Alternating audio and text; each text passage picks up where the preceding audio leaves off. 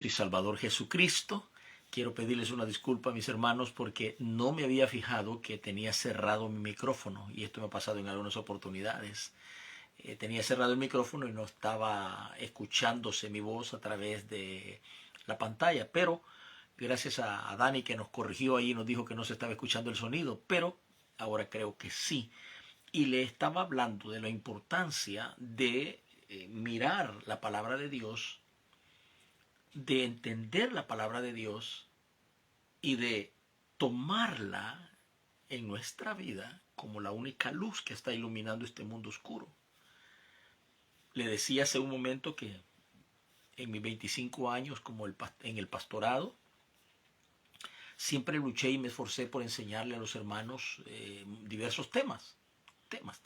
Acuérdense que hay por el 2000 creo que fue, comenzaron a salir, ¿verdad? Que hasta libros se hicieron, porque pues eso es real, ¿verdad? Que la clonación humana, que esto y lo otro, las profecías del fin, etc. Entonces, yo hice muchos temas y se los compartí a los hermanos y creo que pues muchos de ellos fueron bendecidos.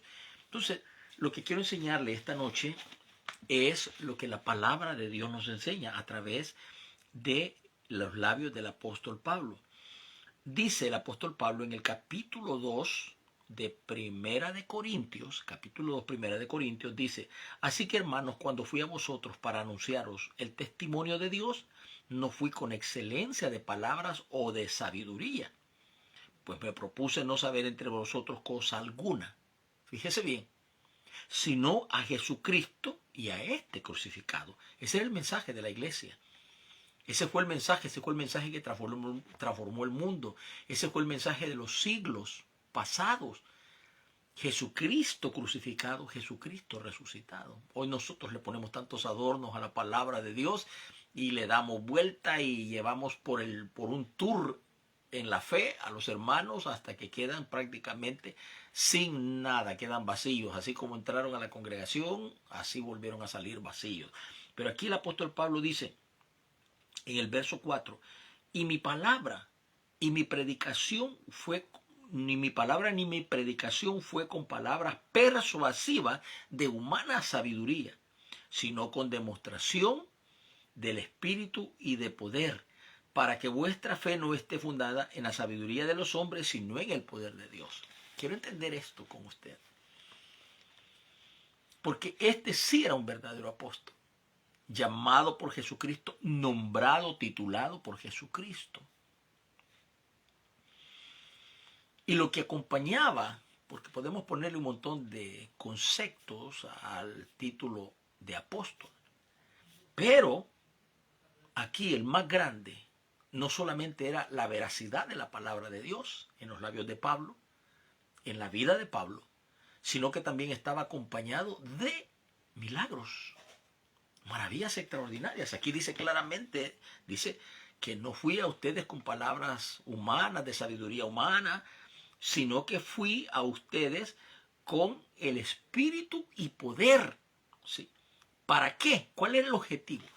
Para que tu sabiduría, le dice a la iglesia, no esté fundada en los conceptos de los hombres, sino en el poder de Dios. Aquí encontramos nosotros la realidad de una iglesia cuando está dirigida por el Espíritu de Dios. Yo le quiero recordar a ustedes que hay un espíritu, vamos a verlo desde ese punto de vista, hay un espíritu que se llama el espíritu de presunción, ¿sí? ¿Y dónde se ubica? En el corazón nuestro. Ese espíritu de presunción está prácticamente a la orden del día, como el pan de cada día, en el corazón del humano y sobre todo del creyente. ¿Por qué? Antes nosotros no podíamos ver, como predicadores o como miembros de nuestras congregaciones, no podíamos ver toda la apostasía y toda la realidad de lo que se está gestando dentro de nuestras congregaciones o dentro de nuestros predicadores. Llegaba un predicador a nuestra iglesia y amén, gloria a Dios. Yo recuerdo que cuando estaba tierno en la fe, vino un predicador peruano. Y el predicador peruano tenía algo bien raro. Digo raro porque yo nunca lo había visto. Y era que se cubría con un pañuelo negro los ojos. Y allí se pegaba a una pared Y allí se ponía a orar y allí estaba orando. Las veces que me pregunté fue, ¿por qué se tiene que cubrir los ojos? Vino otro predicador de Colombia, un muchacho joven. Él no le daba la mano a nadie. Si uno le quería dar la mano, él se retiraba hacia atrás. Un día le pregunté y le dije, ¿por qué haces eso, hermano? Y él me dijo, porque hay mucha gente que está contaminada y yo estoy bien santificado. Otra vez llegó a nuestra congregación un predicador que dijo que si un joven o una señorita estaba orando por que Dios le diera una esposa o un esposo, lo que tenía demonios en su mente y en su corazón, demonios de lujuria. O sea, una total confusión. Y naturalmente esto es porque se mezclan dos conceptos. Uno, la presunción del corazón, la ignorancia del corazón humano. Y dos, porque nos han enseñado equivocadamente. Hemos aprendido equivocadamente. Cuando un predicador, por ejemplo, sube a un púlpito, no predica palabras, sino que agarra un garrote, un leño, un palo, como decimos, y empieza a porrear a medio mundo, es porque tendríamos que mirar de dónde salió, de qué iglesia salió, de qué denominación salió. Y darnos cuenta que, pues, lógicamente tuvo maestros de esa misma condición, de ese mismo nivel. Pero podemos, si tenemos un corazón hambriento y sediento de Dios y necesitado de la sabiduría de Dios, podemos mejorar nuestra calidad de predicación. Ponernos en la línea de que Dios manda que se tiene que predicar así. Porque es Dios el que pone en nosotros, dice la palabra, el querer y el hacer. Pero si nosotros nos mantenemos en una línea rigurosa, y aunque estemos equivocados, porque hay que aceptar que hay gente que está totalmente equivocada, pero olvídese, para ellos están en la verdad, completamente en la verdad. No importa si les dicen que se van a ir al infierno, ellos van a defender eso. Y lo van a defender, como dice el adagio, a capa y espada. Pero aquí tiene usted un modelo perfecto. Un hombre que primeramente había sido llamado por Dios. Y segundo, se había sometido al llamamiento, a la visión y a la voluntad de Dios. Porque ustedes recordar cómo fue derribado de aquel caballo el apóstol Pablo. Cómo estuvo durante aquellos días ciego. Aquella voz que le habló. Saulo, Saulo, ¿por qué me persigues? Dura cosa dar golpes contra el aguijón. Y yo entiendo por la palabra que Pablo no corrió a Pedro, a Juan, a Marcos, a Lucas, instrúyame, enséñenme cómo tengo que dirigirme en este camino que yo pues venía equivocadamente, ¿sí? La Biblia me enseña que se fue al desierto del Áraba, ¿sí? Allí se fue por unos años al desierto del Áraba y después que regresó del desierto del Áraba, bueno, él ya venía prácticamente en un hombre transformado, en un hombre con una comprensión correcta y profunda de la grandeza de Dios. Sí, pero mire qué lindo ese paso. Mire qué linda esa actitud del apóstol Pablo. No fue corriendo al hombre, porque a mí no me indica que se fue para allá, se fue para acá. No, fue al desierto del Áraba. ¿Qué sucedió allá? Vamos a tratar de entender. Sucedió que allí él logró voluntariamente sacar todos los conceptos equivocados que tenía acerca de Dios. Él amaba a Dios, como mucha gente, muchos predicadores. Aman a Dios, estoy seguro que lo aman a Dios. Y que por Dios hacen todo lo que hacen. Maldecir a la gente, mandarla al infierno, volverla a sacar, ¿sí? Y todo, porque ellos están completamente conscientes de que ellos están en la verdad. Usted lo puede ver. Yo, ni usted, nadie tenemos la habilidad para cambiar a una persona. Es más, traerla de su religión, de su credo, de su doctrina, a la doctrina nuestra. No podemos, no tenemos esa habilidad.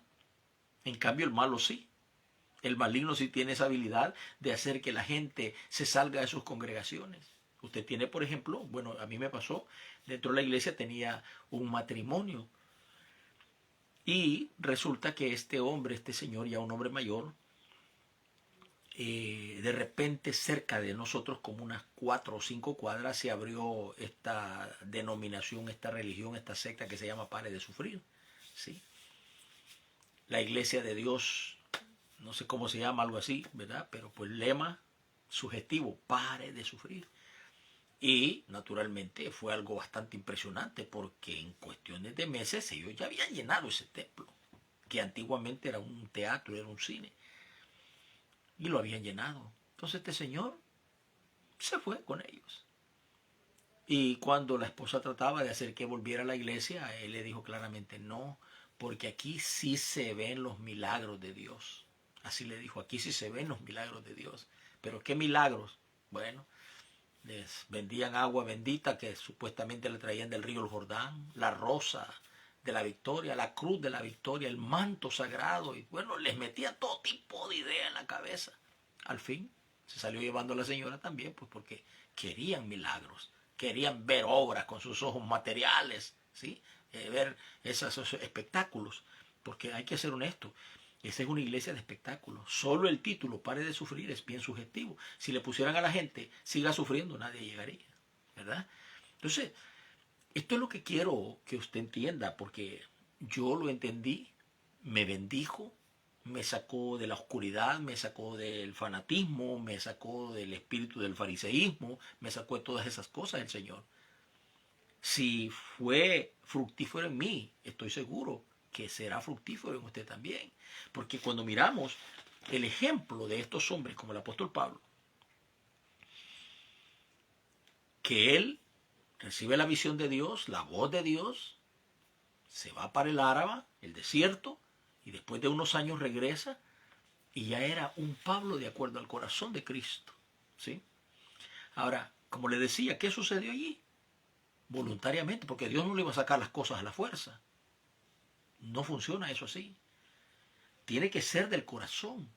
Si usted le dice al Señor, quiero que vengas a morar a mi corazón, Él va a morar en su corazón. Él va a vivir en su corazón, ¿sí?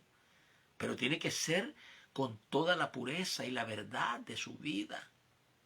No es de que porque usted quiere tener manifestaciones externas para que el mundo lo admire, eso no funciona. Entonces, ¿qué sucedió en la vida de Pablo? Se vació. Tuvo que sacar los conceptos equivocados que tenía acerca de Dios. Algo que sí durante su vida le afectó es de que el apóstol, en algún momento de su historia, él dice que por causa de las revelaciones, y hace una comparación de la vida antigua cuando vivía en el judaísmo y luego la vida maravillosa que llevaba ahora dentro del evangelio. Él dice que por causa de esas visiones y de esas revelaciones que el Señor le había dado, dice que le fue dado un aguijón en su carne. Naturalmente, pues tenía que ser una enfermedad. Algunos dicen que era por su garganta, por las múltiples predicaciones, otros dicen que era en el estómago por sus múltiples ayunos, lo que sea, pero era algo que le dolía. Y entonces el apóstol Pablo dice, he orado 3 veces al Señor para que quite este aguijón de mi carne. ¿Y qué le dijo el Señor? Bástate mi gracia porque mi poder se perfecciona en tu debilidad. Entonces el apóstol Pablo dice correctamente, de mayor gana me gloriaré en mis debilidades. Porque cuando estoy débil, entonces soy fuerte. Es lo contrario de lo que nosotros los humanos pensamos, los cristianos modernos, ¿sí? Entonces, aquí puede ver usted que es un hombre que paga un precio inigualable, incalculable, porque todo lo que él tenía, no solamente tenía celo por el pueblo de Dios, por el Dios de sus antepasados, sino que tenía una misión de no permitir que esa nueva secta, llamémosle así, que había surgido con su líder Jesucristo, no fuera a crecer y fuera a confundir al pueblo de Dios. O sea, el hombre en su interior tenía buenas intenciones, pero eran intenciones equivocadas, intenciones erradas, bajo conceptos errados. Entonces Dios tuvo que limpiarlo, purificarlo, para que ahora viniera con la verdad de Dios, con la esencia de Dios, bajo una experiencia divina, sobrenatural y maravillosa, a decir a esta iglesia y a muchas iglesias que él fundó, no he venido a ustedes con excelencia de palabras de sabiduría humana, Ahora, tomemos estas expresiones y démonos cuenta que lo que nosotros estamos escuchando ahora son expresiones de sabiduría humana. Adornamos el Evangelio, le ponemos extra, ¿sí? Hacemos un evangelio para llevar o para consumir, hacemos un evangelio comercial, hacemos un evangelio espectacular, nos lucimos con palabras nuevas, con conceptos nuevos, filosofías nuevas, para poder conquistar las mentes. Nada menos ahora, esta tarde escuchaba un video que un hermano lo estaba publicando, y es, por ejemplo, donde el señor Guillermo Maldonado dice que Jesucristo venció la pobreza. Y dice que usted debe sacar de su mente ese espíritu de pobreza, ese espíritu de derrota, de fracaso, dando a entender que el Hijo de Dios tiene que pelear, luchar, batallas, esforzarse, si es posible ayunar y orar, por ser rico, por tener fortuna, por tener riqueza. Pero ¿cuándo la Biblia me enseña eso a mí? Y no podemos tomar el ejemplo de Salomón, porque Salomón metió las 4 patitas, como dicen. ¿Sí? Pecó por toda la gloria terrenal que tenía. ¿Cómo es que después de escribir casi 3000 proverbios y ser el gran sabio, y que las gentes, los gobernantes de otros países venían para ver, escuchar la sabiduría de Salomón, cómo es que termina construyendo altares para sus demonios de mujeres y luego adorándolos? A David también le hizo daño la riqueza. La Escritura dice que la raíz de todos los males es el amor al dinero. Y aunque miremos hombres predicando arriba de los púlpitos con tremendas campañas, tremendos éxitos, sí, populares, famosísimos y todo, eso no quiere decir que sean hombres de Dios. Por favor, entiéndalo. Eso no quiere decir que sean hombres de Dios, que sean siervos de Dios, porque yo le muestro en la palabra que Satanás tiene sus ministros también. Tiene sus seguidores, tiene sus ministros, tiene sus instrumentos. Por lo tanto, ¿qué es lo que debe de hacer el creyente? El creyente debe de estar atento, porque usted no va a perder una oreja, un ojo. Usted no va a perder ninguna parte de su cuerpo. Usted lo que va a perder es su alma. ¿Por qué va a perder su alma? Es sencillo, porque cuando nosotros no le creemos a Dios, a su palabra, entonces, por ende, tenemos que creerle al hombre e idolatrar al hombre, elevar al hombre, honrar al hombre, en vez de honrar a aquel que dio su vida por nosotros en la cruz del Calvario. Las redes sociales se ha convertido en un canal completamente sucio. Es como cuando de una ciudad salen las aguas negras. ¿Quién quiere bañarse en aguas negras? ¿Quién quiere bañarse en un río sucio? ¿Quién quiere bañarse en un río contaminado? Nadie. Nadie. Pero hoy estas corrientes ideológicas están matando a nuestra iglesia. Están destruyendo a nuestra iglesia. Le hablamos a la gente con conceptos académicos, conceptos profesionales, como lo de los políticos. Los políticos a veces meten unos conceptos que a la gente común, que no está letrada, que no está estudiada, pues le cuesta entender, y por eso es que manipulan a los pueblos, ¿verdad? Manipulan a los pueblos, ¿sí? Entonces lo mismo sucede dentro del círculo cristiano. Vamos y le ponemos conceptos que la gente no los entiende. Le damos ideas que la gente tiene que absorber y luego consumir y luego predicarlos, compartirlos. Y entonces, ¿qué estamos haciendo? Compartiendo ideas humanas, conceptos humanos, filosofías humanas, pensamientos humanos. Al punto que no estamos construyendo una iglesia fundada en la verdad de Dios. No estamos consumiendo la verdad de Dios en esta palabra que purifica, que perfecciona. ¿Acaso el salmista no lo demostró en ese Salmo 119? Mire todas las fracciones que el apóstol, el siervo de Dios, el rey David, decía en ese Salmo 119, cómo alaba la palabra de Dios. En mi corazón he guardado tu dicho, o sea, tu palabra, para no pecar contra ti. ¿Con qué el joven va a limpiar su camino? Con guardar tu palabra, ¿sí? Lámpara es a mis pies tu palabra y lumbrera en mi camino. Y más adelante de ese Salmo 119 dice: si tu palabra no hubiera sido mi delicia, hace tiempo hubiera perecido. Cuando los hombres se afianzaban de la palabra de Dios, estos hombres eran triunfantes. Usted tiene Dos casos importantísimos, y se los voy a mencionar porque a mí me impactó leer estos libros. Uno se llama eh, Cristo en las prisiones comunistas, escrita por este pastor Richard Gumbra, que creo que era de Polonia en Europa, y el otro está escrito por Watchman Nee, que era un predicador chino. Recuérdese que en estos países, tanto en China como en Polonia, cuando el comunismo llegó así como una lluvia y cayó encima de la sociedad entera. Entonces, según el testimonio de Richard Gumbra, él estaba predicando en el púlpito cuando llegaron ya los que tenían control del comunismo, sí, lo agarraron y a la tortura, años en la cárcel torturando, perdió a su familia, todo.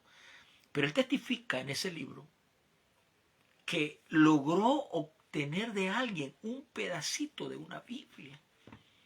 No era una página entera, era un pedazo. Y dice que esa palabra lo mantuvo por años, mientras los comunistas lo hacían pedazos allá en Polonia, hasta que el Señor lo libertó, lo sacó de esas cárceles comunistas. Watchman Nee dice lo mismo. Cuando el comunismo llegó a China, también Watchman Nee fue a la cárcel. Y allá en la cárcel Watchman Nee escribía la palabra, lo que él había aprendido, lo que él había mantenido en su mente y en su corazón cuando estaba en la iglesia, que era un país donde se podía predicar la palabra de Dios. Esa palabra, dice, me mantuvo vivo, me mantuvo, dice, con ánimo de seguir cada día, dice, bajo las torturas, el golpe, el desprecio, el hambre, ¿sí? El libro de Apocalipsis dice, y estos han vencido por medio de la palabra. La importancia de que esa palabra bendita no solamente esté en la memoria, sino en el corazón. Si usted dejara de respirar, ¿qué sucedería? Se muere, el cerebro se muere. Si el corazón le dejara de funcionar, ¿qué sucedería? Usted se muere, ¿verdad? Entonces, si ubicamos la palabra en nuestro corazón, ¿qué vamos a obtener? Vida, sabiduría, entendimiento. Vamos a saber cómo salir de cada situación, de cada adversidad. Cuando llega la prueba, vamos a saber cómo invocar la gloria de la palabra de Dios. Imagínese que usted está lleno de temores. Y esto le pasó a mi nuera, a la esposa de uno de mis hijos, con el primer parto. Cuando su bebé iba a nacer, tuvo complicaciones. Su bebé no nacía y pues lógicamente pues se estaba asfixiando el niño en el vientre de su madre. Y entonces solamente había dos opciones: esperar que ella diera luz normalmente, el niño se moría, podía salir muerto, y la otra era hacerle una cesárea. Y allí, mientras tanto, ella estaba sufriendo esos terribles dolores. Pero yo había puesto una palabra en su mente y en su corazón y se la enseñé. Está como en el Salmo 36 y verso 6, o 36 y verso 3, y dice el salmista David, en el día que temo, yo en ti confío. Así dice el versículo, así nada más. En el momento de su dolor, de su angustia, de su agonía, ella recordaba ese versículo y lo repetía y lo repetía y lo repetía. Cuando vino a sentir, y el niño estaba fuera, sano y salvo. Y todavía ella me lo dijo muchos años después, me dijo, suegro, si ese versículo no hubiera estado en mi mente, quizás me desintegro, me quiebro, ¿sí? Porque era una mujer primeriza, era tierna en la fe, sin embargo, fue victoria. Ya no se diga cuando vino su segundo hijo, como yo le he testificado aquí. Mi nieto prácticamente nació sin sangre en su cuerpo, sin respirar, prácticamente muerto. Si usted viera una fotografía de ese niño, usted diría, Dios, esto es un milagro. El niño venía muerto prácticamente.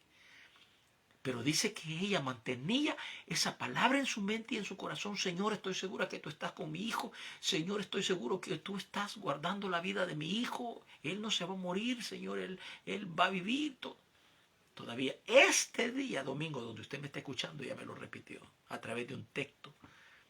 Me dice, yo en el momento más difícil de mi vida, miré a mi niño y lo vi en una tan mala condición, pero estaba recordando que Dios estaba conmigo, que su palabra estaba conmigo. ¿Sí? Cuando usted oiga un predicador que le diga, no, los miedos son del diablo, los miedos que... No, todos. El salmista David dijo, este pobre clamó a Jehová Y Jehová le oyó y lo libró de todos sus temores.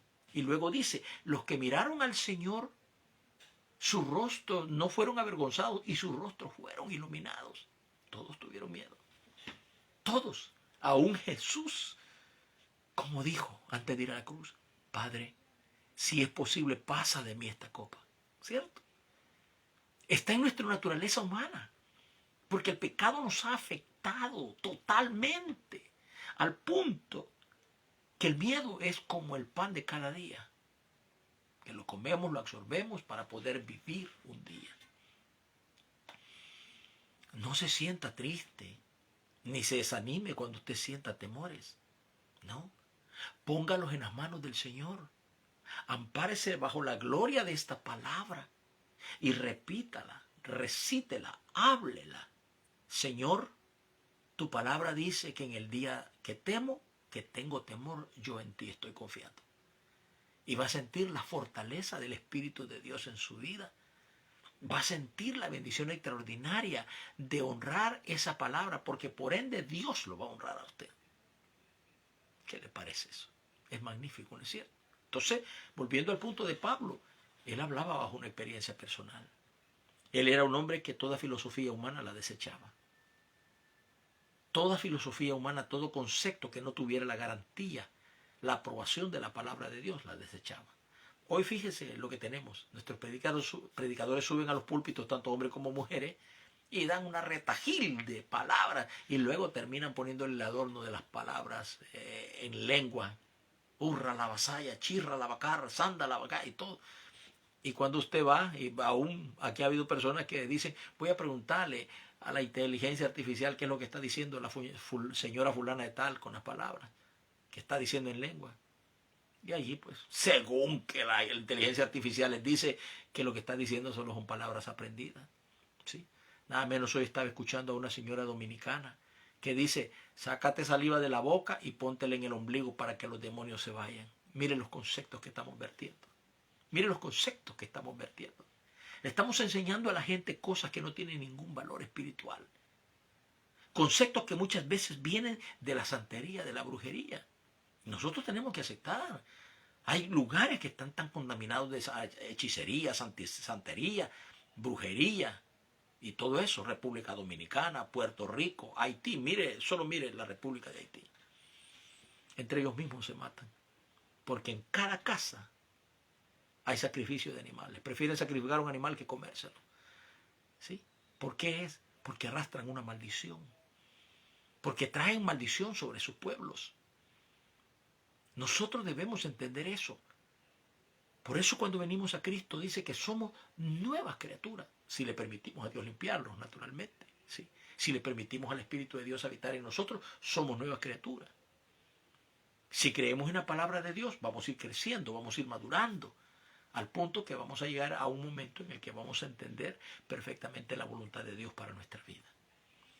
Que sea la palabra de Dios su gloria, su anhelo, el deseo de su corazón, estar lleno de esta palabra en su corazón.